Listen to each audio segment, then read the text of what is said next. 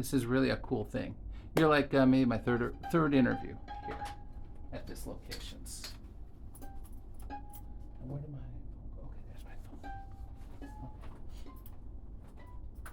So I'm gonna start this up, and then you can put on your headphones and speak into like the front, the very front of the microphone, please. Okay.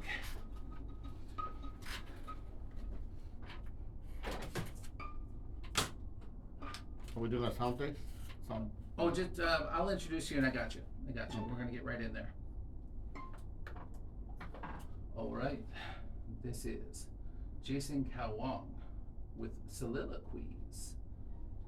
This is track 1 at the beginning, because we're at the beginning of our show. Jason, I played Jason quite a bit. He's wonderful. He's abstract. He's cool, and he does a lot of things live over the decades. So love Jason Kawong, a good friend of ours. And before that was Jeff Harner sings Sammy Khan the second time around.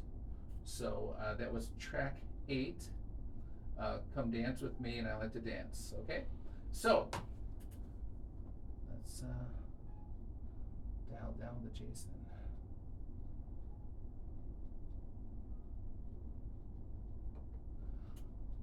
All right, everyone. I'm very proud to say we have a wonderful guest today, award-winning storyteller and one of this year's Chicago Sun-Times Voices, Nestor Gomez. How you doing, Nestor?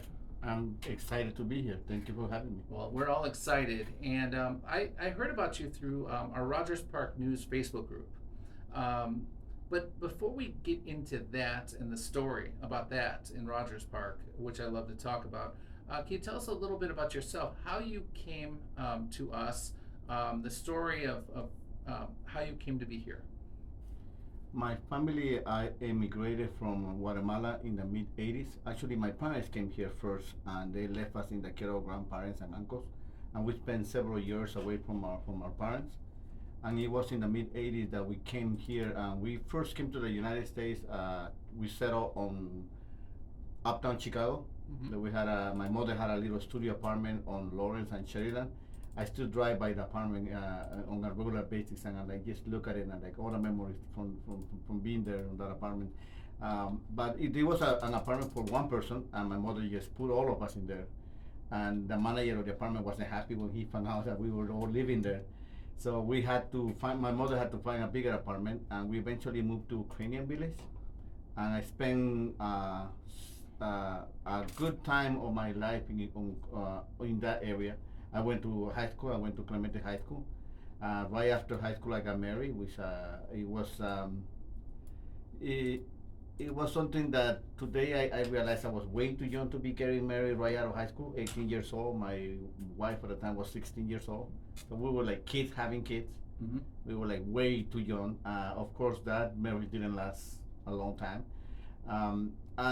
But I stay around even through my marriages and my divorces. I stay around by my mother's house, but because my mother ended up buying a house near the neighborhood. Near Ukrainian Village. Near Ukrainian Village. She eventually moved to Irving Park in California, which is Irving Park, which is not that far from Ukrainian Village. But it wasn't until recently when I got into my relationship with my now wife.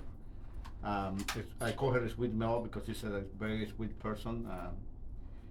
That I've been wanting to. We were looking for an apartment for like 6 months. We were looking for a place to live together, and it got to the point where we were having arguments because some places she liked that I didn't like, and some places I liked that she didn't like, and we were like, you're just making excuses, and you don't want to live together. It was getting to be ugly, and after about 6 months of looking for a place, we had a real nice realtor that was very patient with us, an amazing guy. And eventually she asked me, where is your dream place? And that's when I say, oh, I have always wanted to live near the lake. And she got a little bit upset because on all those 6 months we hadn't even mentioned the lake. And right after I mentioned that, she started to look near the lake, and we found a place on Edgewater. And after going to look at the place, we put an offer for the place, and a couple of days later, actually, we were moving in. I think it was meant to be. And we lived on Edgewater for a good five years, I think. And then when the COVID pandemic was going on, and we realized that the space was way too small for us, because she's a teacher and she was doing a class on Zoom, and I was taking a shower. And when I take a shower, I like to sing because it's the way it is. I think we all do. So I was taking a shower and I was singing some ranchera songs, la la la la la la. And my wife went knock on the door and she's like, "My students can hear you." So that's when we realized that we needed a bigger place, and we started look for a bigger place, and we actually found a lovely place on Rogers Park that is a house away from the lake. It's like a dream come true So for me. you're right on the lake. Right on the lake. We're like two blocks away from the Loyola campus in Rogers Park, but we're right by the lake. Wow, now that's a spot. I live in Rogers Park as well. I've lived there for a long time, and I've looked at those spaces. Those are beautiful spaces right over there by Hardigan Beach. Yes, right over there. Yes. So tell us about what you're doing in the neighborhood, and what are you doing with storytelling in general? I've been doing storytelling for about 10 years now. You know, time flies. When I think about it, it's like amazing because when I was about 40 years old, I realized that I had too many fears. I was afraid of the dark. I was afraid of heights because obviously I'm very short. And I used to be afraid of public speaking because I used to stutter when I was a kid. When I was in Guatemala, I started to get over my stuttering a little bit, and then coming to this country at age 15 and having to learn a new language and a new culture and everything so different, I started to stutter again. I became a bilingual stutterer, so I could stutter in two languages. So for a long time, I was afraid of public speaking. I wouldn't speak in front of a big audience. I guess when I went to high school, talking to in front of the class was like the worst thing that could happen to me. So how did you conquer this challenge? Because when I was 40 years old, I decided I have too many fears. I've been living with too many fears. One of them, public speaking. So to get over my fear of the dark, I locked myself in a room. I turned off all the lights, closed all the windows, closed all the doors, and I forced myself to stay in the room until I could open my eyes and walk around in the dark. Then to get over my fear of the heights, I got on a plane and I jumped out of the plane. I went skydiving. You know, I didn't just get on a plane and I opened the door and like, hey, I went skydiving, which was terrifying at first. When you first jump out of the plane, it's scary. But then when they open the chute, it's like, oh, it's like you're flying. So once you're flying, you cannot take it back. Yeah, You're in there and you gotta finish it. You got it exactly. But all the fear that I wanted to conquer was public speaking. So I figured if I lock myself in a room to get over my fear of the dark, and I jump out of a plane to get over my fear of the heights, I had to go on a stage in front of a lot of people and just tell a story. Well, my idea at first was to tell a poem because I've been writing poetry my whole life because I couldn't speak. So I used to express myself through poetry. I have a lot of poems. In high school, I wrote a poem a day, which not really good poems. A lot of bad Well, poetry. it is a challenge to do Yeah. every single day. Yeah, so I gave myself that challenge, and I wrote poetry my whole life. So I decided I'm going to go to the Green Mill, to the poetry slam at the Green Mill. I'm going to tell a poem there in front of the audience. And when I got there, I realized that all my poetry was in Spanish, and the poetry at the Green Mill was in English. And they did offer somebody to translate for me, but it's not the same thing. You know, a poem has to be properly translated. I couldn't just translate on the go. So I did not sign up to tell a poem, but there was a flyer for the MOD, M-O-T-H, the MOD slam, at the Green Mill. And my wife, who was my girlfriend back then, she's like, oh, we should go check it out. And so we went. And I remember seeing a storyteller by the name of Archie Argent Yum Yum. Okay. He was telling a story about being born in this country, but his parents are immigrants, and he's descendant of immigrant story. And I remember really identifying with his story. I'm seeing him and telling the story and being like, oh, I want to do that. And my girlfriend like, you could do that. You could actually do that. I'm like, oh, and I could be really good at it. And she's like, okay, calm down. So then, as a birthday present, she got me a ticket for a mod slam, and she told me, "Hey, so you want to tell a poem, but you couldn't, so you should tell a story, and I got you tickets for the next slam." And I look at the thing for the next slam, and I think it was do over. So I wrote a story about coming to this country and having to do everything over, having to learn the language, and having to realize that the Spanish that I speak, which I'm from Guatemala, is different from the Spanish that other Hispanic people or the Latin people speak. I had some friends in the building where I live when we first came to Chicago, who were Mexicans, and there was something that I say to them, which is very innocent in Guatemalan language, but it's basically a swear word in Mexican language, and they thought that I was being very rude and Because there's different dialects. yeah, but no, it's the same in Spanish, but certain words mean different things. For example, in that story, I also mentioned that I met some Puerto Rican girls that were eating a cookie, and I asked them, "Can you give me a cookie?" To me, a cookie galleta is just a cookie, but to Puerto Rican, it could be a slap in the face or a punch in the face. Oh. So one of the girls actually slapped me because I'm asking her for a cookie and asking her for a galleta. So those different contradictions, the different things that that same word in Spanish means one thing to me, a Guatemalan, and it could be something else to a Puerto Rican or to or somebody from Mexico. That's what the story was about. It was not only about an immigrant from another country coming to this country, but also meeting all the people that are Latinos and seeing how different we are, having to start all over, having to not only to learn English, but also having to learn Spanish all over again. So can you tell our listeners more about Moth? What is Moth, and how involved are you in it? The Mod is a storytelling show that goes. It's one of the most famous storytelling shows. They have shows almost in every state of the country, and they have a radio hour and they have a podcast that is one of the most famous podcasts out there. And they do live storytelling. You get up on the mic with no notes, with only your story, and it's a 6 minute story that you get to share in front of the audience. So, you won the Moth Slam. How many times? I have won the most slam over 80 times. Over 80 times. Over 80 times. Wow. Which is I think it's a record. I think it's a record. It's something that I've been doing, like I say, almost now for 10 years. And the first time that I told a story there at a Mod Slam. But it was going to be like, I did it, I got over my fear of public speaking, and done is done. I never had to do this again. Unknown to me, that day I actually won the slam with my first story. And when I won, they told me, since you win the slam, now you go to the Grand Slam, which is like a competition where they take 10 winners of the slam and see who's the winner of the Grand Slam, or the Chicago winner, the Chicago champion for like the next 6 months or 8 months or whatever.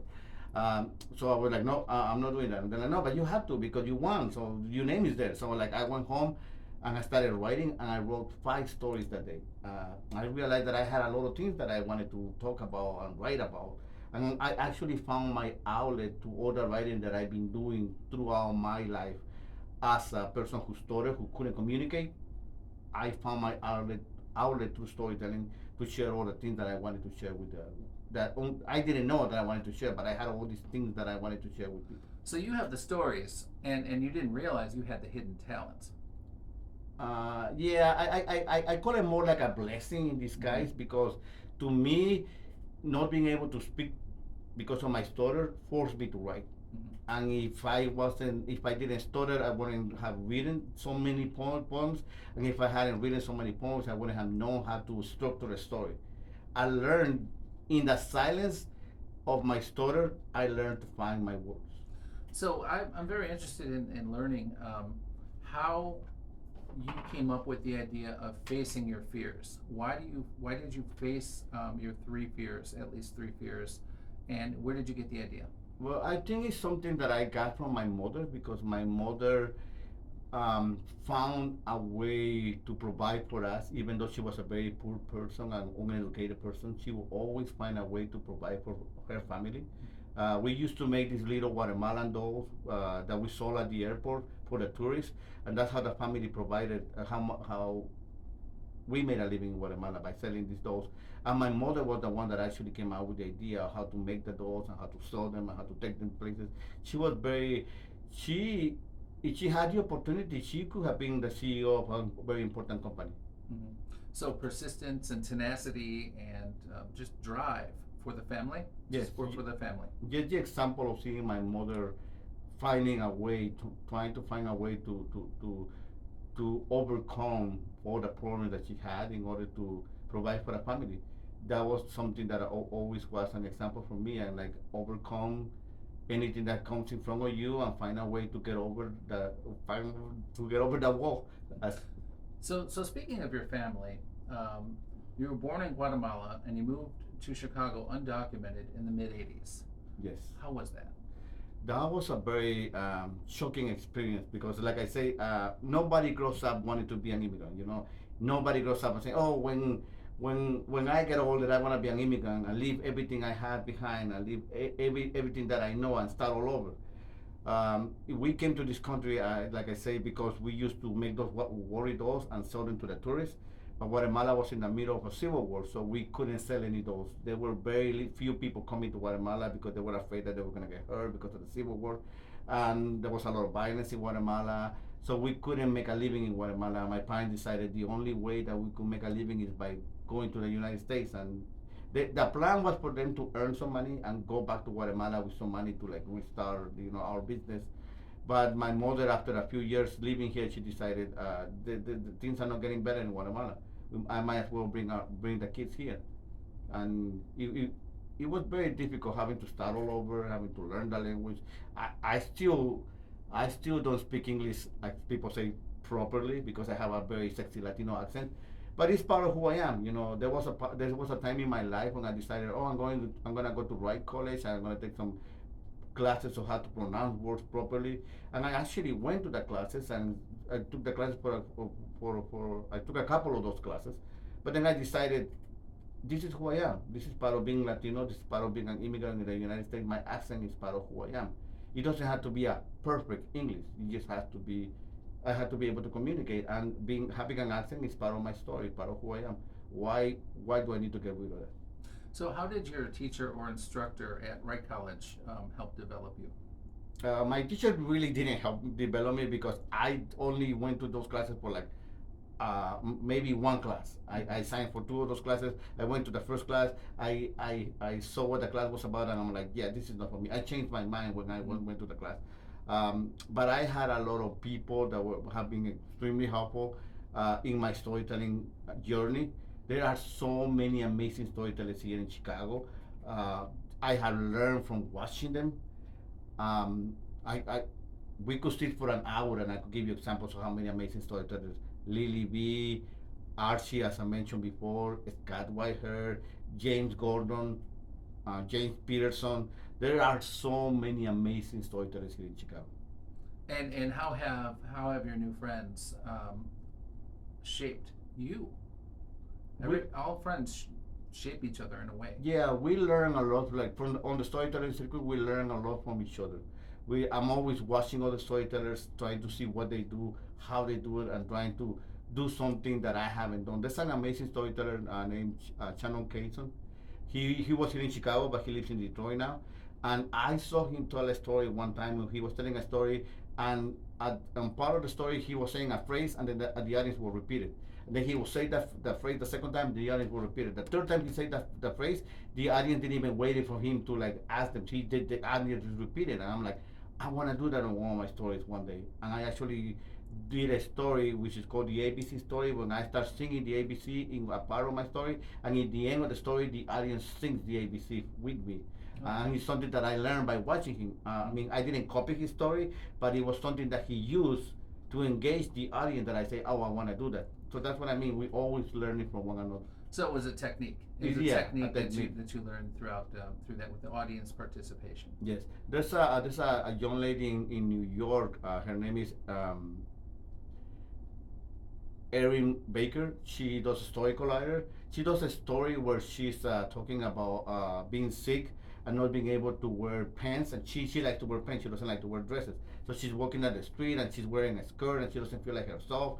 And a guy walking down the street looks at her and says like, "Hey, where you going?" And she snaps at the guy. She's like, "Oh, yes, because you see me wearing a skirt. You're like you." And he's like, No, I know you. I'm from work. And he's asking you where you going. So she says, "Oh, I thought he was telling me, hey, where you going?" But he was just saying, "Hey, where you going?" So it was the same phrase, but with a very different meaning. And for 2 years, I tried to do a story like that, where I could use the same phrase, and at the end of the story, give it a complete different meaning. And it was something that I was actually able to do with one of my stories. Is that what's called a double entendre? Yeah, I do believe so. Yeah. Yeah, My wife is an English teacher. My wife is the director of the writing center at North Park University, and sometimes I run my stories by her, and she's like, "Oh, you use this and that technique," and I'm like, "Okay," because I didn't go to college. I have a high school education. Everything that I learned about writing, I learned by writing, just by doing it, by writing, and reading what I wrote, and like that doesn't sound right, and doing it over. I just learn by I'm a self-taught poet and writer.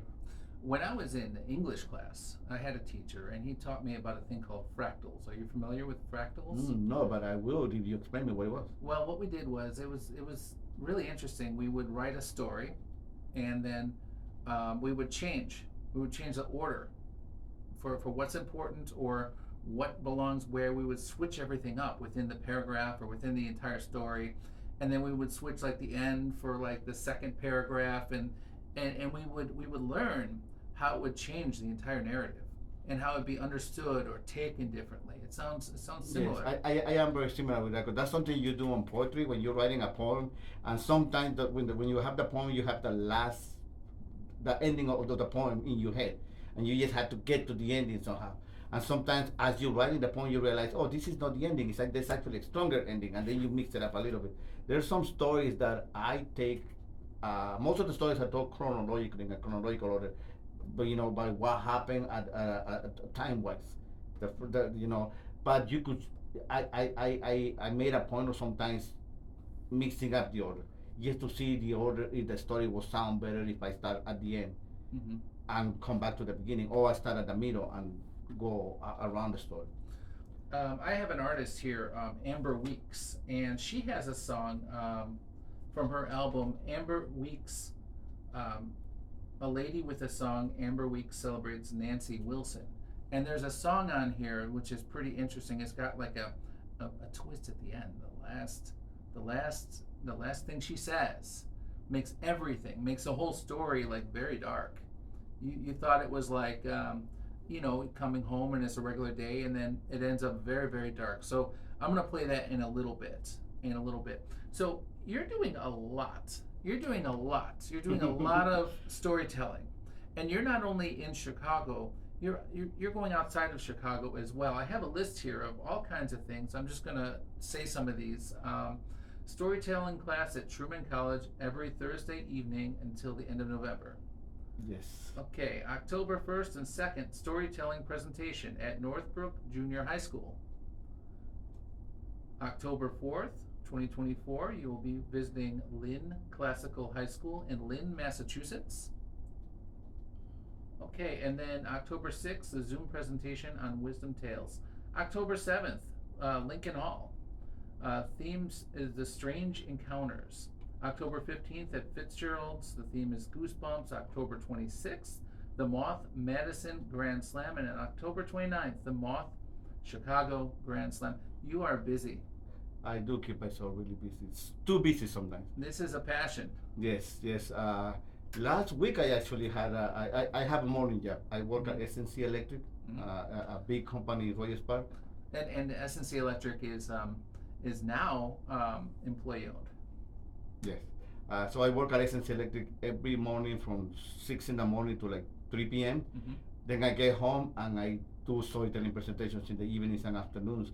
Most of them. Sometimes I have to take days off from SNC to do high schools and colleges.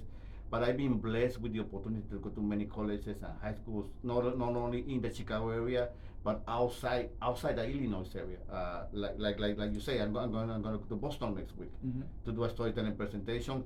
I'm going to do the presentation at the high school, and then in the afternoon we're going to do a presentation for the neighborhood, for the community that's going to be in Spanish, because the community has a very strong Latin community. So I'm going to do a presentation in Spanish. And writing groups, writing clubs or writing groups, they're really coming up these days. Have you seen that there are more and there are more people participating now than before? There's a lot of groups in Chicago that get together and either share stories or write their own. They help one another to write their own books. I think that I think that hopefully that was one of the good things about the pandemic, that it actually got people together to work in groups more, and people, even when they cannot go in person to participate, there's a lot of more opportunities because of Zoom. Hmm. Absolutely. After the pandemic, or because of the Yeah, pandemic, yeah, because we don't know what's still happening. yeah, Because of the pandemic, we've had a lot of opportunity, and the world has changed. yeah, yeah. I was actually hoping that it would change a lot more for the better. The immigrant experience is an experience of being separated from the people you love. Nowadays we have the internet and we can communicate through email. But back then, when my parents left me in Guatemala with my siblings, there was no internet, there was no Facebook, there wasn't like taking a picture and you see it on your phone. We didn't even have a phone in our house. We had to go to a neighbor house to communicate with our mom and call her like once a month. That was our only means of communication. So I was hoping that because of COVID, people could understand the separation of families better and be a little bit more open to the idea of reuniting families. Hmm. Sadly, it didn't appear to be that way. Yeah, maybe for some people it does, but some other people just like they continue their own ways of thinking. Not thinking very good about the immigration experience or why people come to this country. Trudy Leong and I, we also host a show on CAN TV, Channel 21, called The Tycoon Community Unity Now. And the thing about that is we were interviewing a immigration attorney, and we were asking her all kinds of questions, and about like who's coming from where. Are people coming from the Canadian border? Are people coming from the Mexican border? And are they from all around the world? And they are. They certainly are. So we were talking about separated families. Yeah, yeah. During COVID, people were separated from their families. People were not able to even go see their families. Uh, People were not able to hug one another. So I was hoping that because of COVID and the experience that people went through, that were separated from their own family, they could be more open to the struggle that in the immigration community goes through with the separation of their own families. But sadly, it doesn't seem to be that way. It seems like a portion of the population is, and another portion is not. Like you say, you do a show about you have an immigration attorney come to your show and explain a little bit about immigration. I do now a show. It's called 80 Minutes Around the World, and it's all about immigration stories. And it's not only people crossing over the border. It's like you mentioned, people coming from other countries, from Romania with documents and overstaying the visa. People coming from Asia, people coming from Africa. We do that show, and it's a very diverse show. We are going to have a show, a presentation of that show as part of the Destino Festival, the Latino Theater Festival on October 18th. That show is going to be only Latino immigration because it's a Latino festival, but we're also going to be part of the Filero Solo Festival. We're going to have two presentations of the 80 Minutes Around the World Immigration Show. So just to let our listeners know, the Filet of Solo is at the Lifeline Theater over on Glenwood Avenue in Rogers Park. It's just south of Morse Avenue, Yeah. along the railroad tracks. And it's gonna be on November this year. It was usually on February, but this year it's gonna take place on November. I heard that they changed, and maybe that's better because of the weather. The weather has been horrible. The weather will be last better. yes, these last two years that Fidelsola was taking place, there were like huge snowstorms in the middle of the festival, and most of the people participating on the festival went to the festival because we like to help one another, promote one another, support one another. But we're hoping that with moving the festival to November, there'll be more people coming to the show, especially students from Loyola. We're hoping the students from Loyola, because it's so close by, that the students from Loyola, even from other universities nearby, will come and be part of the show. Why don't you tell the students who are listening right now just a little bit more slowly, more information about how to be a part of this Lifeline Theater Filet of Solo, and in particular your presentation about the Latin immigration. Yeah. So Filero Solo is a festival that goes around. It's going to go around for 2 weekends, usually 2 weekends, Friday, Saturday, and Sunday. So it's 2 whole weekends of presentations. It's not only my 80 minutes around the world show, but there are many storytellers that are going to be doing the shows there. There are groups of storytellers that put on a performance with 3 or 4 storytellers that do a 5 to 6 minute story.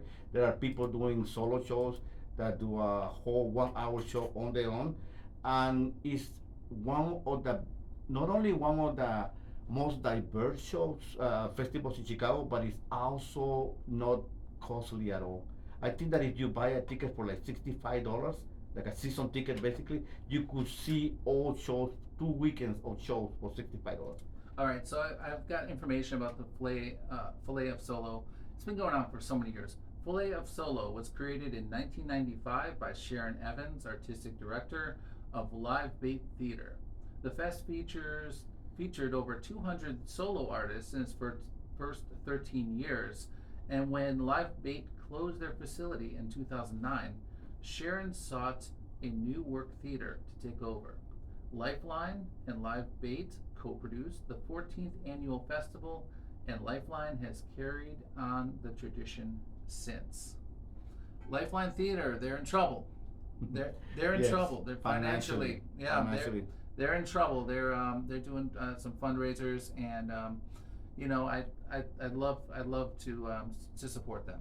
Yeah, so please do come to the show. It's, like I say, it's not only a show where you could see a lot of performances, but it's very financially available to anybody.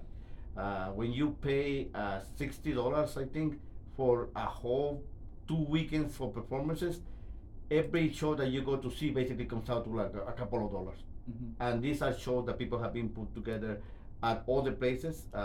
Some of the solo shows have been at other theaters and have sold out. So it's a very good opportunity for people to see storytellers in Chicago. So tell us again the name of your performance, the date, and we'll tell you it's at the Lifeline Theater. Yeah, I have 2 shows. I have one coming up at the Den Theater, which is gonna be October 18, and that is the 80 minutes around the world with Latino performances. And I'm going to be part of the Filet of Solo as well, and that is going to be on November 13. Oh no, hold on, no, that's no November 13.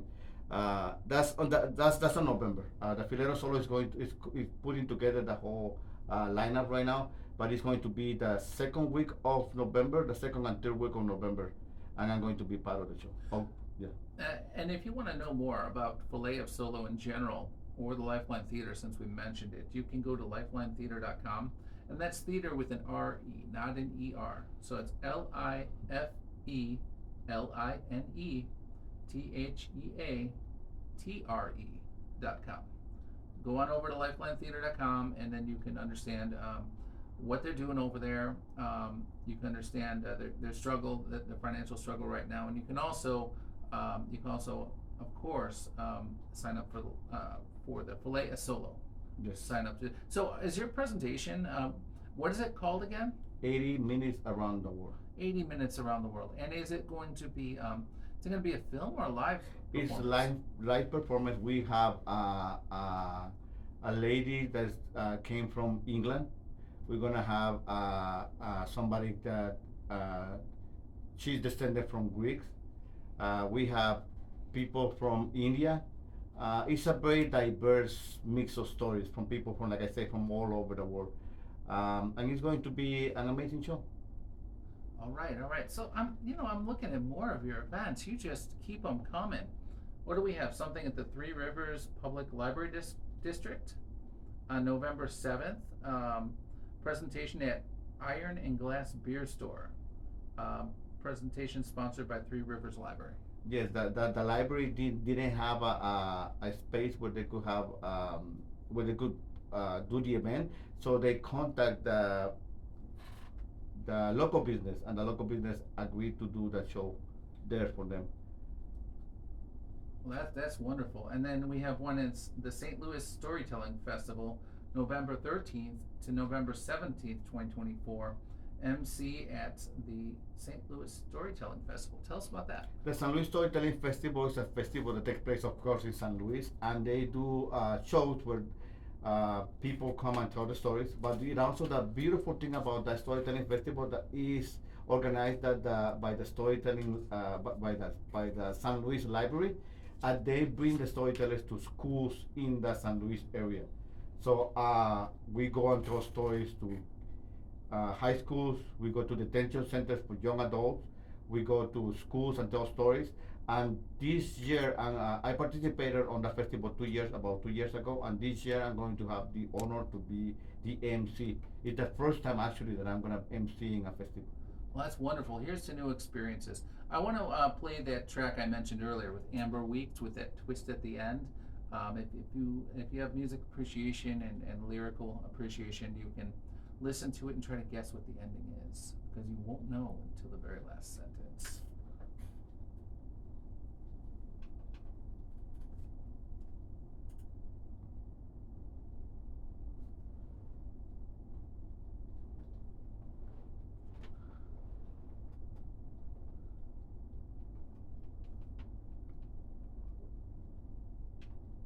Actually, it's this track 9.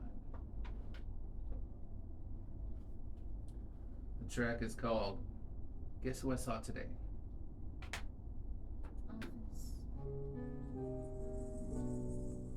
Did you miss your train? Very good. Thank you. Very good. Thank you. This is. I really wanted you to say yes to this interview.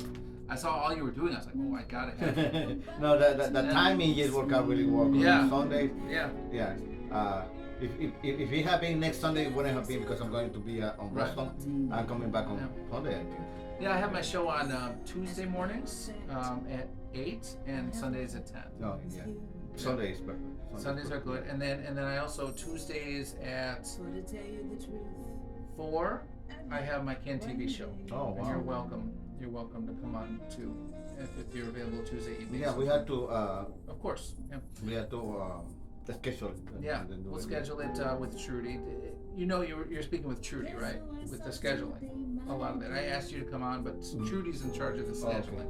She's the administrator of the Rogers Park Chamber of Commerce. I'm the president of the Rogers Park Chamber of Commerce, and we live together. We're partners. Oh, okay. And we work very, very closely, like so closely where I'm like, I don't want to wake up. She's like, I need an answer.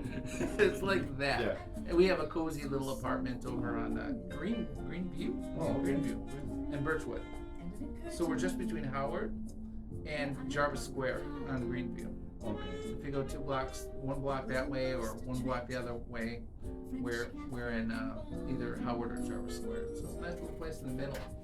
I'm gonna get my little coffee here. I would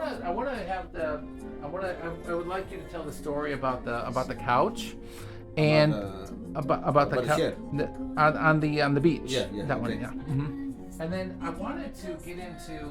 Let me see. I was told we should. What is going? Silly talk. That's why you always have a backup for the backup. Okay, now what I'm gonna do is this is still going. I'm gonna switch it up so I can actually. I want to mention some of the comments on Rogers Park News because I shared your story and we had some really nice comments. Did you read the comments yet? From The Rogers Park News group. no. Okay, yeah, it's the largest group, Facebook group in Rogers Park, and I started it many years ago. Okay. And then Ari Paloma. I don't think so. She's in this band, the Amazing Heebie-Jeebies, is somewhere around here, but here's right here. Okay. And she's helping to moderate.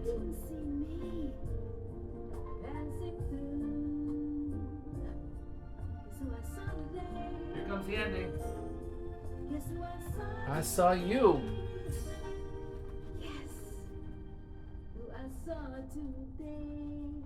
I saw you.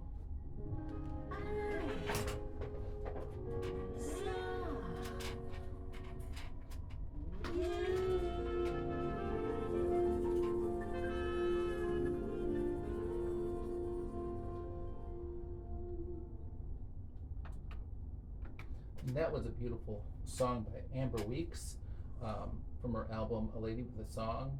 Amber Weeks celebrates Nancy Wilson, and Trudy did an interview on a different station with Amber Weeks recently, and Amber actually got to meet Nancy Wilson, and it's always good to meet the people who inspire you to do what you do. Guess who I saw today? Um, she's talking about she's coming home and her husband is at the house, and I saw someone at the cafe with somebody, and they were having drinks, and they were in love and all these things, and throughout the story she's saying, guess who I saw today? And then I saw you. It was her husband with another woman, and that was the big hook, because she's just telling the story, but then the one I saw was you. I saw you cheating on me. So it's a really powerful song. It's got a dark twist. You think it's a nice little song, a little jazzy song, but it's got that little hook, that big hook at the end, kind of like a Twilight Zone, where you got that hook at the end, and it didn't make sense, and then that hook changes the entire story. You put that thing at the end. So okay, I would like to speak with you about was it the Chicago Sun-Times article? Yes. Okay. Chicago sometimes. Chicago Sun-Times article. I really enjoyed this article. Could you tell us about it? I'm going to look. I posted it on Rogers Park News Facebook group, and I'm going to look for some of the comments, because I want to. You didn't see the comments yet, and I'd like to read some of them to you. But can you explain to us first about the story, and how you came upon this story, and what is it all about, really? Yeah, I walk my dogs around Royals Park, so I was walking my dog one day, and I just happened to see in the alley. Someone was keeping my eyes for something in the alley. The other day I saw a football table, and I tried to lift it, and it was too heavy. And I'm like, oh, I'm gonna. And so I needed tools to take the legs off. And by the time I drove around with my car again, that football table was gone. But the thing is, like, I'm always keeping my eyes open for stuff in the alleys, because you never know. So that day I saw a chair, one of those chairs that are used in patio furniture. Like I say, I live in Rogers Park, close to the lake, but we don't have a patio, because we either have a patio or we have a parking spot. So of course we have a parking spot. So I'm like looking at the chair, I'm like, oh, the chair is so nice. It would be really nice on a patio. But then I'm like, oh, I don't have a patio, but I live so close to the lake. It would be a nice thing to bring to the lake, and people could sit on it. So I pick up the chair. I'm still walking my dog, and I walk my dog to the lake and bring the chair with me, and I put it on the lake, and I go to sleep. And for the next couple of weeks, I see the chair being used by several people. And I don't see people sitting on it, but I know that the chair is being used, because where I put it, at the place where I put it, it didn't stay there. It gets moved around a lot. Sometimes people put it really close to the water. Sometimes people put it on the shade. Sometimes people put it by the rocks. Sometimes move it around. So I know people are using the chair. And for many months, the chair becomes part of the neighborhood. To me, it becomes like part of the neighborhood and part of something that people are using. And I like it. I like the fact that people are using it. I feel good about it. I feel good about the fact that I brought it to the lake, and people feel good about it. And then somebody makes a comment on Facebook that this chair is a piece of garbage, and why do people bring it here, and blah blah blah blah blah. And I read the post, and I get really disheartened, because I feel like, oh, I thought I was doing something good, and obviously other people don't see it that way. And some of the comments are like, yeah, people shouldn't bring garbage to the beach, and somebody should take it away. And some of the comments were actually like, just leave it alone. If you don't like it, don't sit on it. And that gave me a little bit more of faith in the community, because I'm like, okay, so I wasn't trying to do anything bad. I was just bringing a chair for people to use. But a couple of days after the after the post went up, the chair disappeared. And I do believe that somebody, called the city or whatever, and somebody came and dragged the chair away. So I felt very disheartened. I'm like, oh, I was trying to do something good, got people upset. Maybe I shouldn't do anything. Maybe if I see anything out there, I shouldn't think about the community, because some people, whatever you do is gonna make some people upset. But a couple of days after the chair was taken away, somebody brought a whole set of furniture, like patio furniture, and put it on the lake. And I was like, oh my God, this is amazing. And I really don't know if the setup patio is gonna stay there for a long time, or if it's gonna be taken away, or people are gonna be like, oh, a setup patio, I'm gonna take it to my house. Whatever happens, it brought back the sense of like community, the sense of like. And to me, that shirt didn't represent just a shirt that I found in the alley. To me, that shirt actually represented people coming to this country from another culture and having to be seen as the other, having to be seen as we don't belong here, trying being seen as illegal, as some people like to use those words. To me, it represented how we as immigrants and people from other countries come to this country and try to do something, change the way that this country looks, but in a positive way. So I felt really good that somebody brought a whole set of furniture, and it made me feel like when I pass away, when I'm no longer part of this world, I want a fence to be placed at the lake where people could see it, and like a memorial fence, like a memorial, and then so people could sit there and just spend a good time and tell stories. So the article is called "In Rogers Park, an abandoned chair sparks a conversation." Chicago Next Voices guest columnist, right? Okay. So I want to read to you some of these comments that you haven't seen yet. And I will go to all comments. And I did say that I posted it. It was actually Trudy Leung that posted it on my behalf on that one, on her behalf under my name. Okay. Okay. So, great piece, Nestor Gomez. All right. You said thank you. Okay, and then the word Karen was used in a lot of things, and people had issues with the Karen term, of course. Okay. This thoughtful and poetic commentary about urban life is almost ruined by the gratuitous, misogynistic, and ageist Karen reference. I don't know. That was Nancy Lennon, but there was a really, really nice comment in here that I want to get to. Let's see, where is it? I love that this chair shows up every fall. Okay. I'm not finding it right now, so I'm just going to have to say it if I cannot find it. Okay, this is it. Julie Kilzer said, I was the dog owner. She came in. She was, and maybe you could say something about the dog. Yeah, and in the original post, somebody commented that that chair was very special to them because they sat down on that chair the night before they had to put their dog to sleep. The chair that you put there. Yeah, the chair that I put there. They sat down there and contemplated the setting of the sun, knowing that the next day they will have their dog was too sick and they were going to put the dog to sleep. So they spent the last living, the last evening that the dog had, sitting on the chair contemplating the sunset. So the chair was very special to the person because it meant a lot. It was a moment of their lives. It was a moment of their lives, and you brought the chair there.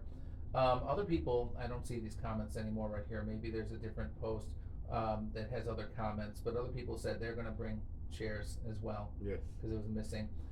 There were comments about how the chairs moved. The chair moved from here to there. And it's really wonderful. I know that there was a piano in Rogers Park for a little while. Yeah, there's a little hot dog stand, I think. The Blue Jay, I think it's called, and they had a piano there that it got damaged during the winter, and somebody brought a new brand new piano, so they have a brand new piano. So that's the brand new piano. There was a piano that was underneath the underpasses in Rogers Park, and that was really interesting, and it moved around, and then it was on the beach for many years ago.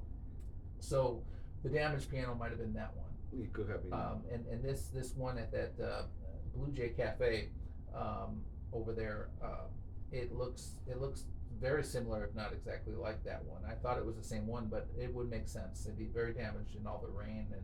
It could be.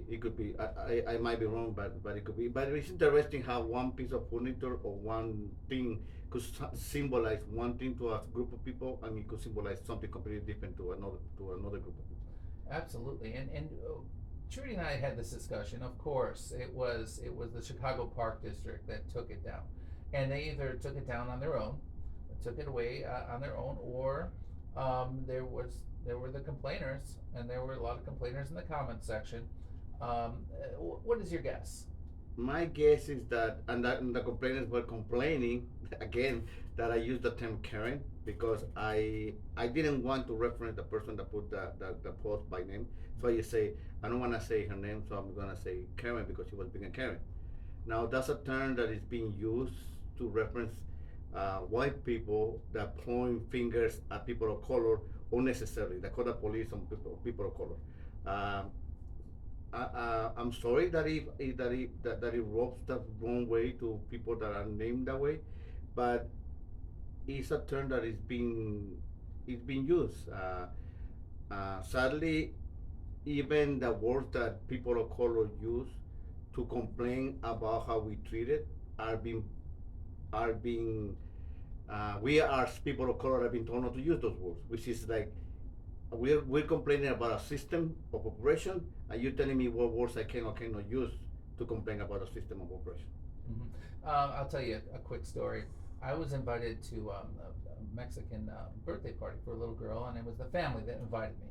And they had the El Pastor spinning, they had the music, they had the big tent and everything, and they invited me, and I was the only white guy at this party because I was a neighbor. And so I, in the best possible way, they were talking about, the differences in the neighborhoods and everything, and they called me a gringo. And like I could take offense to gringo, or you know what? I knew these guys had it in their heart, had good in their heart, and that's just what they were saying. So, would you consider gringo derogatory in any sense? Well, I'm a Latino person, so I cannot consider gringo derogatory, Mm-hmm. but I could see how it could be used in a Mm-hmm. derogatory way because sadly the USA has been involved in the politics of Latin American countries Mm-hmm. way too much. When people talk about immigration, they don't understand that there was a president in Guatemala that was trying to help the indigenous people of Guatemala, and the government in the USA didn't like that because they were the big owners of the sugar plantations were Americans, and the Guatemalan government was going to take the land away from them that they had purchased from another government that sold them the land really cheap. The thing is that they were going to give the land back to the people, to the natives, and these plantation owners actually got in touch with the USA government, and the USA government took the government of Guatemala out. They basically put another president that benefited the sugar plantation. So there's been a lot of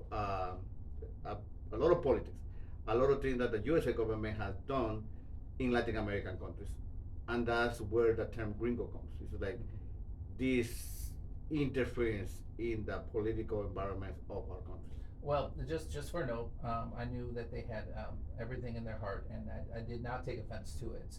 I understood that there's all these differences with all kinds of people, and that it was wonderful. It was a wonderful dinner, and it was wonderful conversation, and I was treated as part of the family. So I did not take any offense to that at all, and it was a wonderful time.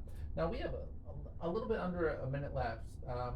We are here with award-winning storyteller and one of this year's Chicago Sun-Times Chicago Voices, Nestor Gomez. Any parting words? Would you like to give some information in like 30 seconds? Yeah, just real quick, I would like to really thank Truman College for giving me the opportunity to as you mentioned, I'm going to be doing a storytelling class for the students there. I actually took some classes at Truman College a few years ago, some English 101, English 102, and it's an honor to now be basically a teacher at Truman College teaching storytelling to the students there. All right, and this is Sunday Morning with Bill Morton, and we interview the movers and shakers that make Chicago a better place. Thank you so much, Nestor Gomez. You are a mover and shaker that makes our city a better place to live, work, and Thank you. play. I appreciate it. I'm just trying to do my little part to make this world a better place for everyone. Very good, and we're at WLUW, 88.7 FM, over at Loyola University Chicago, Water Tower campus. There's your station ID, and here is our exit music. Thank you so much, Nestor, and thank you everyone who listens, who's listening, and lets us know you're listening. Thank you, thank you, thank you. Have a great Sunday.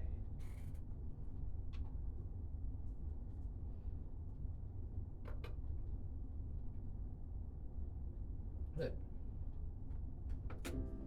Great show. Great show. Thank you. So I'm just gonna play this for a second, and then I'm gonna get into radio DJ.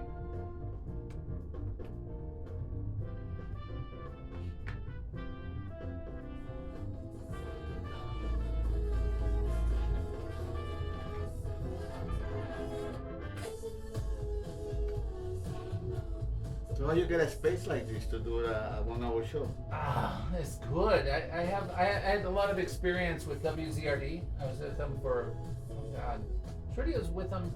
I've been with Trudy for 7 years, and like towards the beginning, she asked my advice what to do in Northeastern Illinois University. She was a student, and I said, "Well, do the radio."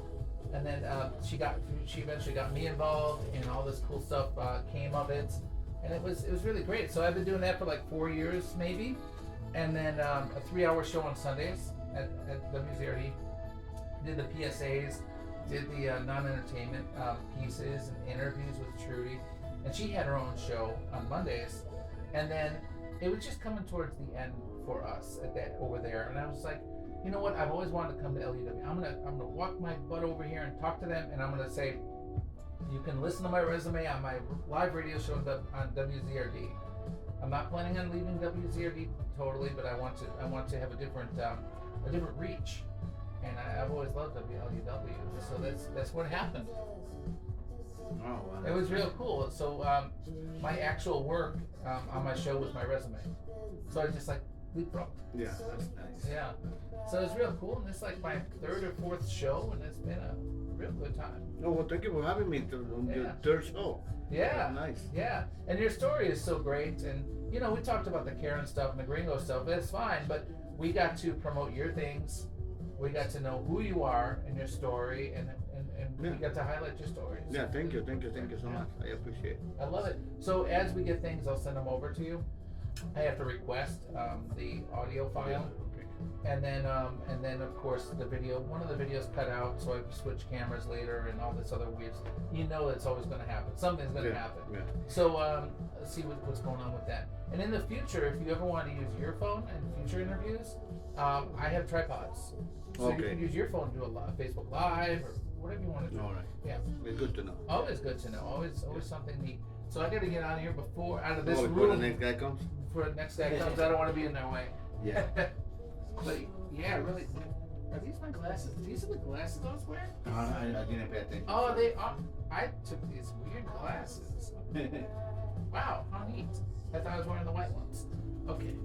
Are you looking for people to do interviews or Yes, you I have am. And if you have some suggestions, because like Tuesday I've got the radio show in the morning.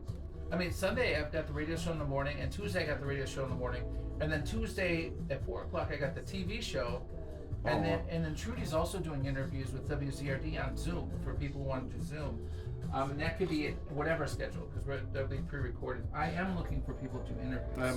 my friend Jitesh Jaggi, he's a storyteller and poet, and he's doing his solo show at Second City actually. Oh wow! It's a 1 hour show. He did it at Steppenwolf with me last year, Nice. and now he's sold out. His show sold out. Mine sold out one of the 2 shows. He sold out both shows. Oh, wow. But he's doing it at he's revamping it now. He's doing it at Second City. Yeah. So he's looking for a Little promo? little promo. I'd be happy to. I'd be happy to invite him over. Why don't you be the guy that kind of connects me with him? Yeah. Okay. And then Trudy is the one who does the scheduling, Okay. but he's got the open invite from me. Okay. And then we'll just figure out what the time and date through Trudy. I'll Just connect contact you us. with him, and his schedule is a lot more open than mine. So yeah. Oh, good. That'll work. And that'll be very good. His show was really good. He's a friend and everything, but if it wasn't good, I wouldn't tell you it wasn't good. It was really good. Yeah. Well, cool. Thank you so much, and really appreciate it. This is real. You're a great interview. No, thank you. You know Thank how to you. tell a story.